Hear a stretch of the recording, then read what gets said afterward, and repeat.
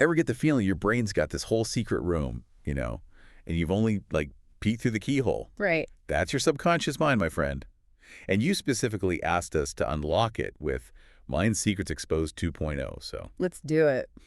buckle up because this deep dive is going to be wild. It's amazing to me how often we forget, like, how much power is down there. And it's not some woo-woo thing. It's just how our brains work, right? It is. Humming away in the background, whether we're paying attention or not. This book's like the user manual we never got, right? Exactly. So to get everyone on the same page, conscious versus subconscious, what's the deal? Okay, so think of it like departments in a company, okay? Conscious mind. That's your CEO, making the game plan, weighing options, all that. But your subconscious, that's the operations manager, just cranking away on those habits, the gut reactions, without you even noticing. So not two separate minds fighting, but Yeah. two parts of the same team. There you go, working together, or sometimes against each other if we're not careful. Ooh, that's going to be a recipe for disaster sometimes, right? Like mixed messages. Exactly. And here's the kicker. The subconscious doesn't judge. Positive thought, negative thought. It's fertile ground for both. Oh, that is both powerful and kind of scary, isn't it? It is. That's why, what we're feeding it matters. Big time. Garbage in, garbage out. Yeah. Right. Before our minds. So let's get into this belief engine idea the book talks about. How what we believe can actually, like, make things happen. Right. So picture this. Baby elephant tied to a stake. Tries to break free. Can't. Eventually just stops trying. Oh, I've heard this one. It's sad but good. Even when it grows up strong enough to pull that stake out easy, it doesn't. The book uses that to show how our past, our beliefs, can hold us back without us even realizing it. It's that self-fulfilling prophecy thing, right? Yeah. If you think you'll fail, you kind of act in ways that make it happen. Bingo! But here's the good news.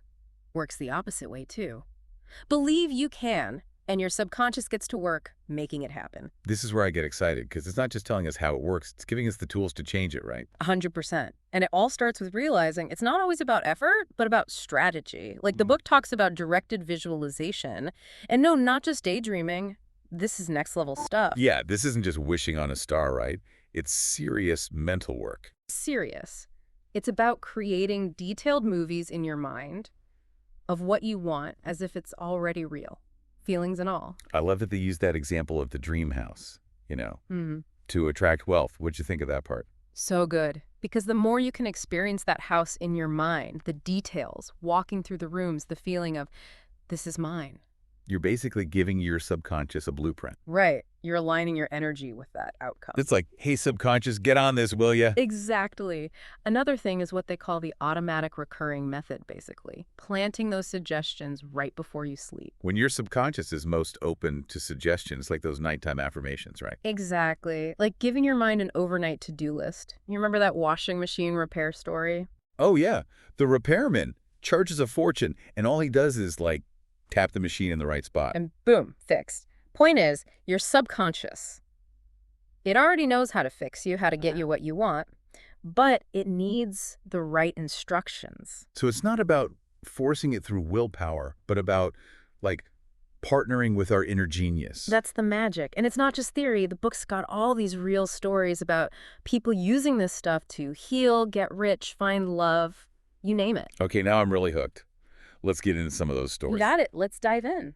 All right, so we're back, and I am ready to talk relationships. Yeah. Because if this subconscious of ours can heal us and make us rich, surely it can work some magic on our love lives, right? Oh, absolutely. This whole section really drives home our beliefs about ourselves, about love in general. Yeah. Huge impact on our relationships. Huge. So even if we're, like, saying all the right things, our subconscious could be sending out a totally different vibe. It's like an iceberg, What we show is just the tip. Oh, I like that. Underneath all those beliefs about do we deserve love, what does a good relationship even look like, that's the real driving force. Okay, that's both fascinating and kind of terrifying. Like, what if we're accidentally attracting the wrong people because of that? It happens all the time. But that's why awareness is key. Noticing those patterns, the same relationship issues over and over. Right. And asking yourself, okay, what belief in me might be feeding into this? Instead of blaming everyone else, which is what we usually do. Exactly. The book talks about this whole energy alignment thing, like getting crystal clear on what you want in a partner. Not just wishing for Prince Charming, but like the actual qualities that make a relationship work. 100%. They even suggest, like, a vision board for your ideal partner. Oh, I love that. But not just looks, right? It's deeper than that. Way deeper. Personality, values, how they make you feel. It's about embodying that energy you want to attract. Visualization. I'm telling you, this stuff works for everything. It's powerful because the more you feel that love, that connection, it's like sending a signal out to the universe. Manifestation 101. Okay, but what about folks already in relationships? Any tips for, like, leveling those up? Oh, for sure. They've got this whole 3 C's thing going on. 3 C's. Okay, I'm intrigued. Hit me. Yeah, so C number 1, conscious communication. Not just talking at each other, but really hearing, understanding needs. Right, like actual deep connection, not just, did you take out the trash? Exactly. C number 2, consistent connection. Making time for each other no matter what, even if it's just a few minutes a day. Small deposits in that relationship bank, right? Yeah. Okay, I'm liking this so far. What's C number 3? This one's big. Compassionate collaboration. Being on the same team, supporting each other's dreams, navigating challenges together. Ooh, I like that. Compassionate collaboration. But what if, like, one person's doing all this subconscious work and the other one, not so much? Ah, the age-old question. And the book acknowledges, look, relationships are two-way streets. You can't control another person's mind. Right. But you can set those boundaries for yourself. Focus on your growth. And sometimes, no matter how much work we do, Mm. it just doesn't work out. Do they talk about heartbreak at all? Mm. Because that can really mess with your head. They do. And it's about reframing those experiences as, like, lessons learned. And they give you tools for healing, for attracting a love that's actually good for you. Okay, good to know there's hope. Right. So we've done healing, wealth, relationships.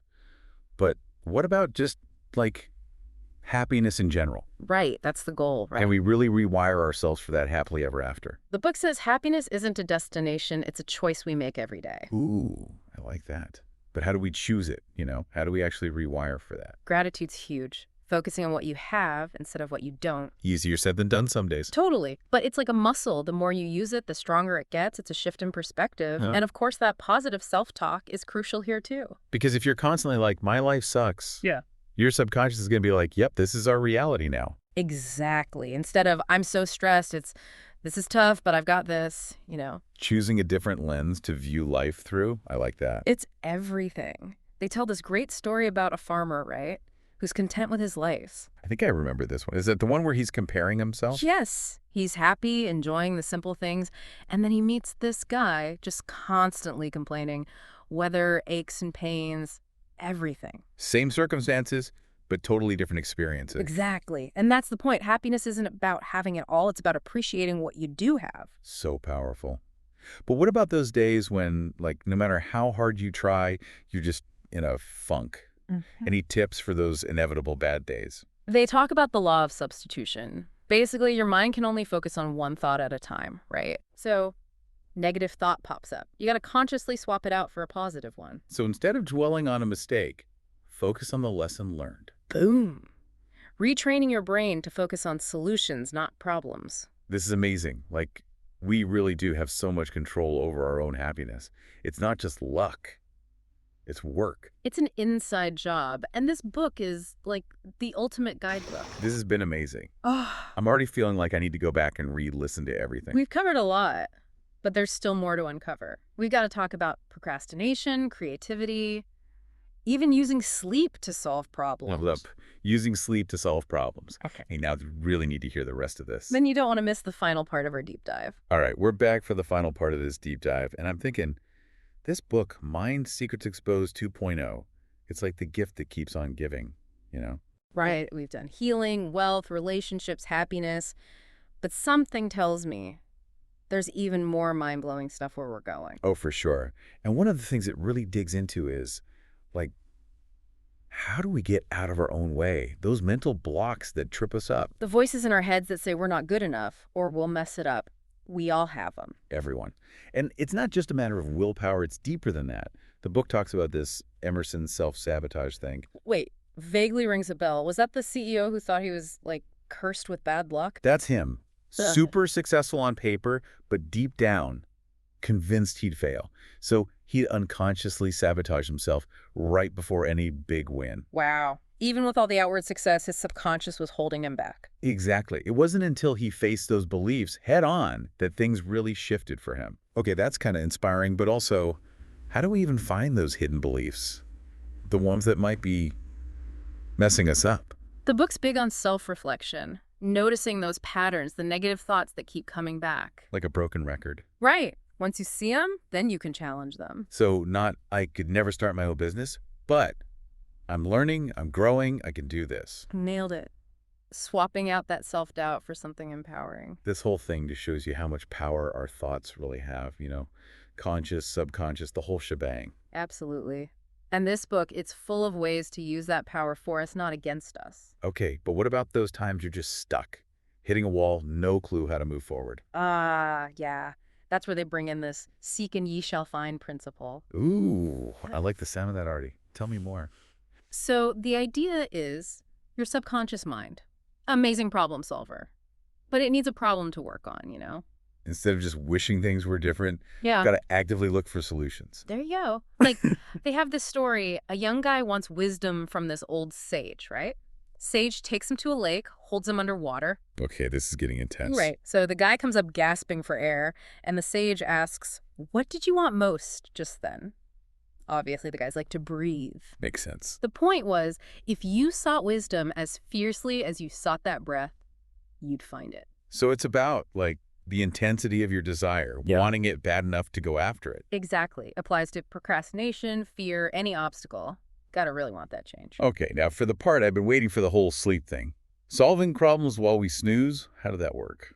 It sounds kind of out there, but the book says sleep is actually prime time for tapping into that subconscious power. So we're not just resting our bodies, we're giving our minds space to work things out. Exactly. Focus on the problem before bed. Ask your subconscious to tackle it. And you might just wake up with the answer. It's like assigning homework to your subconscious. All right, figure this out while I'm gone. Right. Sounds crazy, but they've got all these stories, people waking up with breakthroughs, solutions, all thanks to a good night's sleep. I'm sold. Adding that to my to-do list tonight, for sure, makes you realize we take sleep for granted. Big time. We think of it as passive, but this book argues that's when the real magic happens. This has been incredible. Ah. Seriously, I feel like I need to go back and listen to this whole thing again. We've covered so much ground. But if there's one thing to take away, you have way more control over your mind, your life. Than we think we do. Exactly. Yeah. And this book, Mind Secrets Exposed 2.0, it's like a roadmap for stepping into that power. 100%. So as we wrap this up, any last thought-provoking nuggets from the book to leave our listeners with? Here's one. If your subconscious mind was in charge today, making all the decisions, what would your life look like? Ooh, that's good. It really makes you think about what we truly want deep down. It's about trusting that inner wisdom and then having the guts to actually act on it. This deep dive has been amazing. Thank you to everyone for joining us as we explored Mind Secrets Exposed 2.0. Hopefully you're feeling as inspired as we are to unlock your own potential. Absolutely. Remember, the power to create the life you want, it's already within you.